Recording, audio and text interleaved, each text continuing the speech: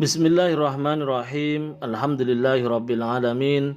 Allahumma salli wa sallim ala sayyidina Muhammadin miftahi babi rahmatillah adada ma fi ilmillah. Salatan wa salaman daimaini bidawami mulkillah wa ala alihi wa sahbihi. Assalamualaikum warahmatullahi wabarakatuh. Sahabat online yang dirahmati Allah, alhamdulillah kita bisa berjumpa kembali. Mudah-mudahan pada kesempatan ini kita senantiasa mendapatkan taufik dan hidayah dari Allah Subhanahu wa Ta'ala. Pada kesempatan kali ini kita akan mendengarkan nasihat-nasihat luar biasa tentang kehidupan yang diperoleh Habibana Novel bin Muhammad Al-Idrus dari teman ayahanda beliau. Untuk itu mari kita simak dan pahami ilmu yang akan beliau sampaikan dalam video ini. Malam ini saya mau cerita pengalaman saya membelikan martabak terang bulan untuk anak saya semalam. Jadi saya itu bersama Mas Seto keluar cari martabak terang bulan. Parkir di pinggir jalan, Mas Seto turun beli martabak, saya nunggu di mobil. Ya nunggu di mobil karena sopirnya saya. Kan sopir harus jaga mobil, bosnya lagi turun. Ya. Saya tunggu. Rupanya ini martabak enggak jadi butuh proses. Di situ saya dapat ilmu, mau makan yang enak, yaitu ada proses ini yang proses gak enak, yang nunggu juga kurang enak, yang makan langsung ya enak. Nah kadang-kadang murid-murid ini rodok kurang ajar, murid-murid ya bukan kita, murid-murid agak kurang ajar. Jadi dia tidak memperhatikan proses gurunya, tapi dia cuma lihat ujungnya, enak ya. Jadi Habib Muhammad enak ya. Cuman duduk ceramah, ganti motor, ganti mobil, ganti motor, ganti mobil. Ya, yang dilihat cuman ujungnya. Gak lihat prosesnya nih, prosesnya gak dilihat. Itu yang pertama. Yang kedua, sesuatu mau jadi enak itu ya ada prosesnya. Ternyata roti terang bulan itu namanya terang bulan. Ternyata harus digosongkan ya. Harus dipanasi, ya digoreng, dibakar. Sedemikian rupa baru nanti rasanya enak. Coba kalau kemudian mentahan, enak atau enggak enak?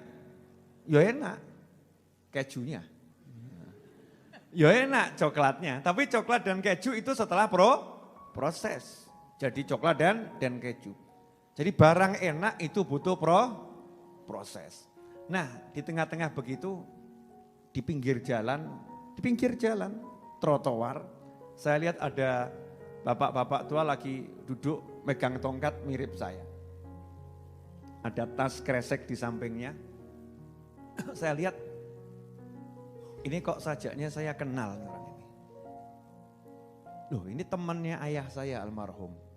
Ya temannya almarhum ayah saya.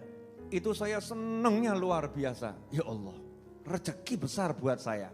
Bisa bekti sama orang tua. Karena dalam sabda Nabi Muhammad SAW dinyatakan salah satu cara bekti kepada orang tua yang sudah meninggal dunia adalah menyambung silaturahim dan berbuat baik pada teman-teman orang tua. Turun dari mobil nawaitu birrul waliden. Nawaitu birrul waliden. Bukan jadi sopir lagi. Sopirnya tuh turun nawaitu birrul waliden. Duduk di pinggir jalan. Ya ngelesot di bawah gitu. Jadi orang kalau lihat, wah betapa tawadhu'nya Habib Novel. Masya Allah. Habib Novel rendah hati. Mau duduk di pinggir jalan sama siapa itu ya? Siapa itu kira-kira? Jangan-jangan gurunya itu ya. Ada apa, jangan-jangan Nabi Allah Khidir, Masya Allah itu.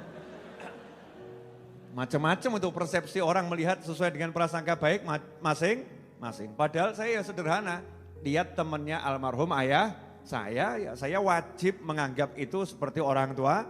Saya turun, duduk. Alhamdulillah martabaknya itu 20 menit kemudian baru jadi. Saking saya senengnya itu, begitu martabaknya jadi saya gelo.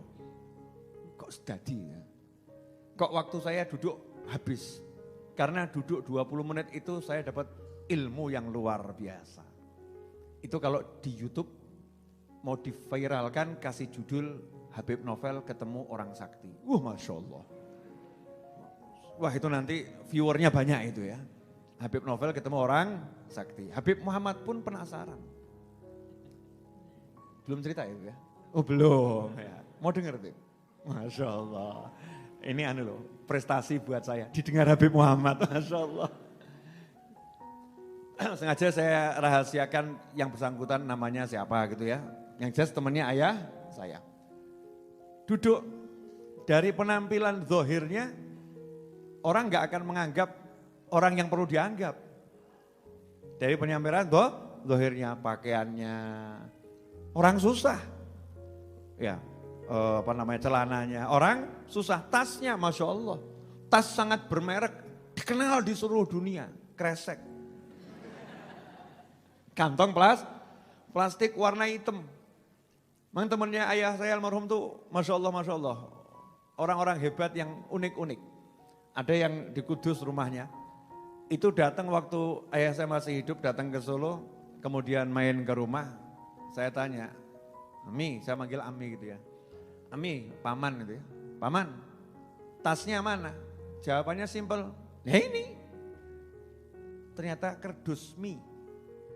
Kerdus mie. Ini tas saya ini. Itu dari saya masih cilik, masih kecil, masih umur 5 tahun sampai saya segede ini ya. Tasnya nggak pernah ganti. Jadi pergi keluar kota manapun tasnya kerdus. Tasnya kerdus. Kalimatnya simpel. Ya kalau ini kan nggak ada yang mau maling. Ya nggak ada yang mau maling, mesti ngerti, mesti isinya ya paling ya gombal ya, nggak cetok. Tapi itu orang-orang yang luar biasa. Saya juga dapat nasihat, nanti tak kasih tahu. Dulu sudah pernah saya kasih tahu, cuman jenengan kan wajah-wajah lalian. Ya lupa ya, mudah lupa nggak apa-apa. Semakin jenengan mudah lupa, saya semakin bahagia. Kenapa? Berarti Jumat pengen inget lagi. Kalau jenengan sudah inget terus, wah, Habib Novel udah pernah nyampein itu. Habib Muhammad itu juga udah pernah. Akhirnya malas ngaji. Jadi murid itu dibuat lupa ada hikmah dari Allah Subhanahu wa taala. Biar apa? Semangat ngaji. Termasuk gurunya. Gurunya suka lupa juga kalau pernah nyampaikan. Coba kalau gurunya ingat. Itu udah pernah disampaikan. Akhirnya gurunya apa? Malas ngajar. Malah paling murid saya udah tahu. Terus meneng wae. Jadi gurunya lali, muridnya lali. Itu hikmah yang luar biasa. Indahnya cara Allah SWT membagi ilmu kepada umat manusia. Begitu duduk sama saya lihat umurnya sudah di atas 75 tahun. Sepuh ya, tua. Kata Nabi Muhammad SAW dalam sebuah hadis, barang siapa memuliakan orang yang berusia lanjut karena usia lanjutnya, maka nanti dia saat mencapai usia yang sama akan Allah kirimkan orang yang memuliakannya. Almarhum kakeknya Habib Muhammad ketika menjelaskan hadis ini, yaitu Habib Anis bin Ali al-Habsyi mengatakan, siapa pengen panjang umur, ya resepnya hadis ini. Siapa suka memuliakan orang tua, kata Rasul, nanti kalau dia mencapai usia yang sama, akan dipersiapkan orang, dikirimkan orang yang memuliakan dia. Seperti dia pernah memuliakan orang tua. Makanya siapa pengen panjang umur, cari orang-orang tua, dimuliakan. Nah kalau orang tuanya sendiri gak dimuliakan, berarti resep cepat mati. Ya kalau orang tuanya sendiri gak dimuliakan, gak betah duduk sama orang tuanya, resep cepat mati ya, mati hatinya, mati pikirannya, mati bisnisnya, mati semuanya. Naudzubillah min dzalik. Ngobrol saya. Duduk. Kalau jenengan hari itu ada, semalam ada terus motret, jenengan akan lihat itu Habib Novel lagi sama pacarnya ya gitu. Saking mesranya itu ya, saking mesranya, nikmat. Beliau ngomong begini. Val, saya kan nanya, tinggal di mana sekarang gitu. Ngobrol-ngobrol, jawabannya begini, Val, tidur itu biar enak gampang. Tidur saya selalu enak pules. Padahal cuma gelar kloso, bantalnya sikut. Ya, gelar tikar, bantalnya sikut. Sikut niku cara Jawi ya. Ya, kalau bahasa Indonesia ini apa nih? Siku mbek sikut apa? Padha wae ya. Pakai siku loh, lengan itu ya. Sikut bahasa Jawanya. Tidurnya gitu. Gampang caranya. Gimana Mi? Ger kesel mestilah enak turun. Orang itu kalau capek itu nanti tidurnya enak. Nah ini sekarang banyak orang capek tapi gak mau tidur enak. Kenapa? Wes kesel muring-muring terus. Ada orangnya ada hadir. Hadir. Jadi udah capek itu seharusnya rebah tidur enak. Sudah capek tapi mulutnya gak mau berhenti. Akhirnya tidurnya gak enak. Lelah, capek, gelar tikar tidur nyaman. Enak, pules. Jadi tidur enak gak butuh kasur harga 20 juta. Itu ada tempat tidur tuh kasurnya tuh harga 20 juta, 30 juta. Biar tidurnya enak, bangun biar seger. Ternyata resepnya murah, keselo, selesai. Lelahkan fisikmu. Ya lelahkan dengan apa? Ya dengan jalan, dengan sholat, ya dengan ibadah. Nanti lelah toh, begitu lelah. Tidur sebentar itu nikmatnya luar biasa. Itu ilmu yang pertama. Ilmu yang kedua, ini saya langsung singkat-singkat loh. 20 menit lebih saya ngobrol kok. Mau saya bagikan dalam waktu 5 menit berarti kan udah dikompres ya. Dikompres, disingkat. Ilmu yang kedua ini cocok untuk ibu-ibu. Bu, punya anak. Alhamdulillah, insya Allah cocok ini Bu. Punya suami. Wah ini lebih cocok lagi. Kalimatnya begini. Anakmu itu diamkan saja, biarkan saja bermain-main. Bertingkah model macam-macam namanya anak-anak ya seperti itu, biarkan seperti itu. Jangan dimarahin terus. Jangan kamu marah-marahin anakmu terus. Kenapa? Karena anakmu kamu marah-marahin terus dia tetap anak-anak. Betul ya Bu ya? Jadi kira-kira kalau anaknya dimarahi tiba-tiba jadi ibu-ibu enggak? Jadi anak yang genah. Otake dinggo, iki sing kira-kira sing otake sing gak dinggo sing ndi. Ya, ini ada oknum ibu-ibu neriakin anaknya, punya otak itu dipakai sama teriak-teriak. Ini kalau ada orang lihat, ini kira-kira yang gak pakai otak yang mana ini? Paham maksudnya ya? Jangan marah-marahin anakmu terus, biarkan main-main. Namanya juga main-main anak-anak. Anak-anak itu kepleset, jatuh, gelundung itu wajar. Anak-anak teriak-teriak itu wajar. Anak-anak lari-lari itu wajar. Asal jangan di masjid kan begitu ya. Kalau di tempatnya ya wajar. Biarkan. Karena kalau kamu marah-marah, anakmu tetap anak-anak, kamunya jadi pegel. Kamunya jadi mangkel, kamunya jadi kesel. Akhirnya sakit. Akhirnya sakit. Tapi kalau kamu gak banyak marah-marah, kamu diem saja. Lama-lama anak itu yang cari kamu. Anaknya yang cari kamu, anaknya jadi nurut. Karena gak sering dimarahin. Kemudian dilanjutkan. Begitu juga sama manusia yang lain. Jangan suka marah-marah. Karena kamu marah-marah sama orang itu membuat kamu capek, lelah. Untuk marah itu energi yang dikeluarkan banyak, hasilnya kamu yang sakit. Hasilnya kamu yang sakit. Sementara yang kamu marahin yang gak ngefek. Gak ngaruh. Jadi kamu rugi. Ya itu ibu-ibu perlu praktek. Paham Bu? Jadi misalnya ibu mau marah sama suami, itu tiwas kesel Bu. Wong lanang germulih jam 10, germulih jam 10. Kadang-kadang jam 11, yang gak paham bahasa Jawa ya mohon maaf. Ya, every day you came late, Bu ngono ya. Ramudeng aku. Tiap hari gak pernah pulang tepat waktu, terlambat terus. Kamu ini sebetulnya suaminya siapa? Ibu-ibu nongger ngamuk, oknum ya, oknum ibu-ibu. Kalau marah itu kalimat-kalimatnya Masya Allah. Terus genah bojone ditakok, sebetulnya kamu suaminya siapa? Waneh gitu ya. Waneh. Emang gak mau pulang ya? Gak usah pulang sekalian. Udah pulang masih dibengongin, gak usah pulang sekalian. Pertanyaan saya, teriakan-teriakan begitu manfaat enggak? Blas. Pakai ilmu baru ibu-ibu. Ilmu baru, wedok kudu pinter. Ini tahun 2020, harus cerdas. Pulang telat, diam saja. Kalau lapar di meja makan. Kalau haus di meja makan. Kalau butuh saya di kamar tidur. Permisi.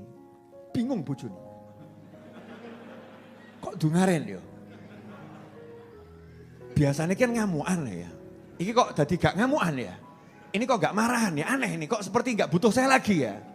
Masya Allah. Mulai suaminya rodok curiga, penasaran. Jangan-jangan dia kalau saya pulang terlambat, dia punya temen nih jangan-jangan. Masya Allah, sesuai jam 6 tekan rumah. Masya Allah, Alhamdulillah. Kerjaan lancar ya Pak? Masya Allah. Kalau mau makan di meja makan, minum di meja makan. Kalau mau sholat jamaah nanti panggil saya ada di kamar. Masya Allah, kok beda sekarang istri saya. Buntutin nih suami, ada apa di kamar? Ternyata nonton YouTube-nya Habib Muhammad. Masya Allah. Oh jadi ini yang merubah istri saya. Ini, wah daripada no hatimu, yang penting gak kebablasan. Senang-senangkan hatimu tapi jangan kelewatan. Kelewatan itu kalau melakukan yang haram itu kelewatan. Selama enggak haram, dah senang no hatimu. Kenapa? Karena kalau hatimu senang, badanmu sehat. Badanmu sehat. Kalau udah badan sehat itu ya ibadah ya enak, cari ilmu ya enak, semuanya enak. Makan juga enak. Senang no hatimu. Lah orang sekarang nih bukan buat senang hati, cari hal yang buat hatinya enggak senang. Contoh ibu-ibu, oknum ibu-ibu. Maaf ya Bu, maaf betul ini ya. Oknum ibu. Afwan ya Bu. Lihat suaminya pulang, senang atau enggak senang? Senang. Lihat suaminya duduk, senang atau enggak senang? Senang. Lihat suaminya wangi, senang atau enggak senang? Tapi kadang ibu-ibu itu kena, oknum ibu-ibu kena bisikan setan. Mulai mengeluarkan omongan yang merusak suasana hati. Tumben kok harum. Tadi habis ketemu siapa? Yang model begini ada enggak ini? Ada. Bojone batin. Mambu keliru. Wangi keliru. Jawab, ya enggak ketemu siapa-siapa. Ini kan habis pulang kerja pengen ketemu kamu, harum, kan bagus. Loh nikah 20 tahun kamu enggak pernah begini kok. Baru hari ini kamu seperti ini kok. Pasti kamu ada tadi janjian sama siapa? Ayo ngaku, ayo ngaku. Bahas ini handphonenya, mulai gaya. Masya Allah. Bahas ini handphonenya, rebut handphone suami. Langsung, lihat. Nah ini tadi jam 5 kok kamu ada WA yang masuk. Ketemu di sini ya Mas. Ayo sapa iki? Masya Allah. Bu, ini WA temangsang ini. Loncat ke handphone saya masuk sendiri, saya juga enggak tahu orangnya siapa. Enggak mungkin, sengaja enggak kamu mesti nama ini. Sengaja no name tanpa nama, ini cuma nomor tok emang untuk mengelabui saya. Tadinya asik, tenang, akhirnya jadi apa? Ruwet. Betul? Siapa yang cari? Oknum ibu-ibu. Oknum ibu-ibu. Ada enggak oknumnya? Ada. Walaupun modelnya berbeda. Ada. Tadinya cuma coba-coba, maunya bercanda, tapi bercandanya itu ngeri, akhirnya jadinya ruwet. Seneng no hatimu. Kalau ngomong tuh yang bagus-bagus, yang enak-enak, menyenangkan hati, gitu loh ya. Misalnya suami pulang, Masya Allah Mas, awakmu ki kok mambu, Masya Allah Mas, tak dusi ya, Masya Allah. Suami jawab, aku jek urip aja mbok dusi saiki. Maksudnya gak ngono ya. Itu di kamar mandi udah ada parfum, udah ada sabun yang terbaik, Masya Allah. Mau apa? Silahkan mandi, minuman model apapun akan aku siapkan. Yang penting wujudnya air. Ya air teh, air kopi kan ya. Wedang itu, siap. Guyon kan asik, gak usah ngomong yang aneh. Seneng no hatimu. Jadi ilmu nyenang no hati itu orang sekarang itu banyak yang gak bisa. Sudah duit gak punya, pekerjaan gak jelas, ya hati ruwet kan ya aneh. Seneng no hatimu, karena ketenangan hati itu mahal, harganya mahal. Asal tidak melakukan yang haram. Saya pernah diajak sama teman saya, pergi ke suatu tempat, kata beliau. Ya saya itu kan seneng nemeni orang. Orang makan sendiri kan nggak enak toh ya. Kalau makan ngajak orang itu enak. Nah saya suka kalau makan sama orang, diajak makan orang saya juga senang. Saya niat nyenengkan hati saya dan niat nyenengkan hati dia. Tapi hari itu dia ternyata kebablasan, saya dibohongin. Ternyata bukan sekedar diajak makan, ada diajak makan plus minum-minum. Minum khamr. Kaget saya, loh kebablasan ini. Nah ini melanggar protokol. Senang-senang ini. Senang-senang ada protokolnya, ini melanggar protokol senang-senang. Oh, langsung saya pamit, saya nggak pakai marah, tetap dia pakai ilmu. Jangan marah. Karena marah-marah nggak ada manfaatnya. Saya meneh wong mendem mbok amui, berarti awakmu sing mendem. Udah tahu orang mabuk, kamu maki-maki. Kamu tidak mabuk itu haram, mabuk masuk neraka. Kamu ini tidak menghargai. Wong mendem mbok ngonoke berarti sing mendem ya awakmu. Paham maksudnya enggak? Orang mabuk kok dinasehati surga neraka. Sadar saja nggak masuk apalagi mabuk. Kita ini loh yang sadar dinasehati surga neraka ya nggak begitu masuk. Betul kan ya? Dinasehatin neraka ya nggak kerasa panas ya. Paling cuman bergumam, moga-moga swarga. Beb mandek beb, ojo nyebut neraka. Paling begitu. Mau apalagi yang mabuk diteriak-teriakin begitu. Jadi saya nggak marah. Cuman saya marah di hati kok, ditipu. Saya nggak suka yang seperti ini. Langsung saya tinggalkan, tapi pakai ilmu ninggalkannya. Gimana cara ninggalkannya? Ya saya pamitnya ke toilet. Saya ke toilet sebentar ya. Silakan. Iya ke toilet, saya nggak ke toilet. Bablas metu mulih aku. Dia ngapusi aku, tak hapusi. Nah ini cara dakwah yang luar biasa yang saya dapat di pinggir jalan. Kalau nggak mampu dengan tangan, nggak mampu dengan mulut, kan dengan hati segera tinggalkan tempat itu. Kalau kamu kumpul sama yang begitu, kamu akan kena dosa dari Allah Subhanahu wa Ta'ala. Beliau yang ngomong, saya ini cuma melanjutkan dengan gaya bahasa yang cocok untuk kita-kita di sini malam hari ini. Mau lagi tidak ilmunya? Makanya soalnya asyik. Nah, terus setelah ngomong seneng no, hatimu ojo ngamuk. Ngasih ilmu lagi masalah jalan kaki. Biar sehat itu biasakan jalan kaki. Betul nih, sekarang ini orang jalan kaki jarang ya. Jarang. Bahkan di mall itu diusahakan tidak jalan kok. Naik tangganya yang jalan. Betul kan ya? Naik jalannya yang jalan. Eskalator yang model lurus tuh kan ya. Jalan. Begitu jalan sebentar, udah disiapkan banyak tempat duduk. Ini di mana-mana minim jalan. Jalan itu kurang. Saya full kata beliau umurnya hampir 80 tahun, 70 tahun sekian.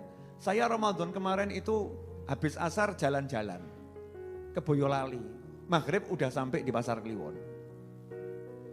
Pakai tongkat. Ya memang kok jenengan itu nggak masuk akal ya. Saya udah sering ketemu orang-orang nggak masuk akal, ternyata masuk akal gitu ya. Faktanya seperti itu, jalan kaki. Seger. Nah kita ini sekarang kurang jalan kaki. Jadi muslim itu ya harus sehat. Bukan cuman ibadah tapi nggak perhatikan kesehatan. Kanjeng Nabi Muhammad SAW ibadahnya luar biasa. Tapi beliau manusia yang sehatnya luar biasa. Kenapa? Beliau tuh sholatnya ya banyak kok. Sholatnya lama. Terus dia juga guyon sama anak cucunya, ya lari-lari sama anak cucunya, ya lari-lari sama istrinya. Beliau makannya ya tahu sendiri. Sebelum makan tuh hanya ketika lapar. Makan hanya ketika lapar dan ngincipi sedikit sudah berhenti. Kenapa? Prinsipnya belum kenyang harus berhenti. Seperti itu Nabi Muhammad SAW. Dan yang dimakan makanan sehat semua. Kalau kita ini yang dimakan sebetulnya makanan sehat. Tapi ya itu blang. Pedus aja nyawang kita bingung kok. Asli kambing tuh lihat manusia heran. Bingung itu kambing. Menungso kok kayak gini gitu ya. Itu kambing itu heran. Betapa manusia tidak paham cara makan. Saya kambing aja tahu batasannya. Kambing itu ditaruh di padang rumput yang suburnya luar biasa. Dia tahu kapan harus berhenti. Tapi kita dikasih sate 30 tusuk. 2 tusuk udah kenyang. Habisnya 10 tusuk. Betul? Lah iya, berarti apa yang Wedus. Saya mau kasih satu ilmu lagi dari Habib Umar bin Muhammad bin Salim bin Hafid. Jadi saya malam-malam itu mau lihat channel YouTube saya, muncul siaran langsung Habib Umar lagi malam Jumat ceramah di pondoknya di Yaman sana, di Darim, Darul Mustafa Darim, ceramah. Saya lihat, begitu saya lihat Masya Allah, dapat ilmu yang banyak. Malam ini mau saya simpulkan dengan satu kesimpulan pendek, mudah-mudahan jenengan paham. Kalau nggak paham nggak apa-apa, berarti belum waktunya. Paham ya? Jangan paksakan, tapi disimpan dulu, karena yang disimpan tuh nggak ada nggak manfaat. Nanti pada waktunya akan muncul. Ayatnya kalau saya nggak salah nanti Habib dicek. Wal aqibatu lil muttaqin. Wal aqibatu lil muttaqin. Dan hasil yang baik itu hanya untuk orang-orang yang bertakwa. Kalau bahasa bebasnya, orang-orang yang bertakwa itu akan selalu jadi pemenangnya. Itu bahasa bebasnya.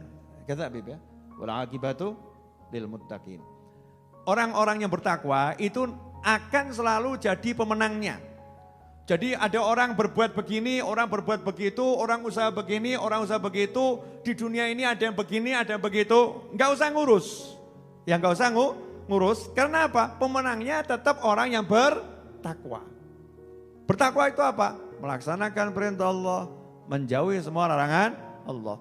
Jadi kunci selamat, kunci menang, kunci sukses bukan mau niru gayanya fulan, bukan takut ada fulan begini, fulan begitu nanti bisnis saya jadi kacau, enggak. Tetap orang yang bertakwa itu jadi pemenangnya. Berarti resepnya hidup apa? Ya gampang, gelar sajadah, sholat berjamaah, ambil mushaf, baca Al-Quran, ketemu orang tua, hormati. Kalau orang tua kandung, lebih kita hormati, sayangi, berbuat baik kepadanya. Kepada istri, suami, pasangan hidup, anak, tunaikan haknya masing-masing. Ketika bisnis, jujurlah, berusaha yang baik. Jangan katakan yang dusta aja bangkrut, apalagi yang jujur. Jangan ngomong seperti itu. Usahakan dengan semua cara-caranya Allah Ta'ala. Pasti jadi pemenangnya. Lah yang lain-lain akan nyungsep. Yang lain-lain akan nyungsep. Tetap pemenangnya orang yang bertakwa. Meskipun secara zahir kelihatannya yang bertakwa kok sejak rajin sholat kok tambah miskin ya. Sejak ikut kajian sama Habib Novel kok tambah dipecat ini ya. Sejak ikut sholawatan kok tambah melarat. Tidak jadi masalah. Asal kita benar terus sholawatan, benar terus pengajian, benar terus sholat, benar terus sholat. Wala aqibatu lil muttaqin. Nanti pemenangnya kamu. Pada waktunya kamu akan kaget. Masya Allah. Ternyata ini hasilnya. Begitu ayatnya. Wala aqibatu lil muttaqin. Ikhwani rahimakumullah. Pesan bapak tua, sahabat ayah saya di pinggir jalan tadi, satu. Sebagai penutup ngobrolan saya. Jangan suka ikut campur urusannya orang lain yang tidak manfaat. Ngurusi orang lain gak manfaat. Lah wong ngurusi diri sendiri aja gak benar-benar kok, mau ngurusi orang lain. Jangan salah ya, kalau amar ma'ruf nahi mungkar wajib dengan cara-caranya. Tapi ini yang dimaksud seperti ini loh. Bu, pernah enggak dengar seseorang ngomong begini? Gini loh, ibu itu ya ngapain beli kudung yang seperti itu? Nah mbok beli yang seperti itu. Kok kudung seperti itu kok dibeli? Parani jeng, kudung jelek kok dibeli toh jeng? Ngapain beli kudung yang seperti itu? Sayang lo uangnya dibuang-buang buat beli seperti itu. Saya mau nanya, sing tuku sapa? Lah yang beli orang lain kok yang ruwet kamu gitu loh ya. Itu bukan urusanmu, dia beli kudung model apapun urusannya dia. Kamu urusi dirimu sendiri. Kalau kamu gak suka kerudung model begitu, ya kamu jangan beli kerudung model begitu. Gak usah ngurusi urusannya orang lain. Ahli komentar tentang orang lain. Naudzubillah min dzalik. Contoh, Habib Muhammad beli rumah. Amin. Ya, sudah punya rumah, beli rumah. Amin. Kok Habib Novel komentar, udah beli rumah ini. Habib, rumah kayak gitu dibeli buat apa? Ini orangnya mintanya ngawur, itu mahal. Itu kalau dulu Habib ngomong sama saya, tak belikan di pojok sana, dapat 10 kali lipat lebih besar. Rumahnya lebih bagus. Pertanyaan saya, yang dengar kira-kira seneng atau sebel? Sebel toh. Langsung yang beli saya, pakai duit-duit saya sendiri. pakai gaya nasihati, ya, ngelek-ngelek sisan, ya. Kurang ajar Habib Novel nih. Ya kan lebih baik kan contohnya kami berdua kan gitu ya, daripada nyontohkan orang lain. Nah ini sekarang banyak orang yang hidupnya habis waktunya ngomentari orang lain, tapi nggak pernah ngomentari dirinya sendiri. Aku kok ya, nggak pernah sholat ba'diyah saya ya. Tapi ngomentari orang lain, ngapain orang itu sholat kok banyak-banyak? Ngapain dia sholat banyak-banyak? Kan lebih baik waktunya habis untuk bercanda sama istrinya, bercanda sama suaminya, bercanda sama anak-anaknya. Kan lebih bagus waktunya buat seperti itu daripada dia sholat banyak-banyak. Nah ini yang ngomong begini yang gak bercanda sama suaminya, gak bercanda sama istrinya, gak bercanda sama anaknya, gak sholat banyak-banyak. Tapi apa? Ahli komentar. Naudzubillah min dzalik. Ini harus kita buang sifat begitu. Kadang kita gak sadar di diri kita ada seperti itu. Itu ada salah satu, saya kalau suka telepon ke Mas Wahid kadang muncul seperti itu. Kalimatnya di nada tunggunya itu loh ya. Telepon Beb Muhammad kadang juga nada tunggunya seperti itu. Kalimatnya kalau nggak salah begini.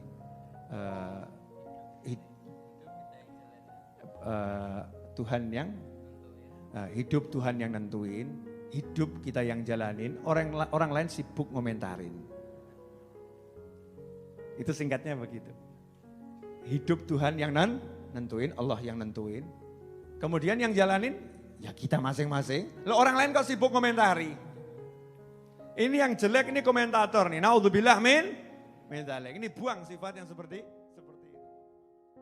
Alhamdulillah kita telah menyimak nasihat dari beliau. Semoga ilmu yang telah kita peroleh ini dari Habibana Novel bin Muhammad Al-Idrus akan mengubah cara pandang hidup kita saat ini dan membuat hidup kita tenang dan bahagia. Amin ya rabbal alamin. Wallahu a'lam bishawab. Semoga barakah dan manfaat. Assalamualaikum warahmatullahi wabarakatuh.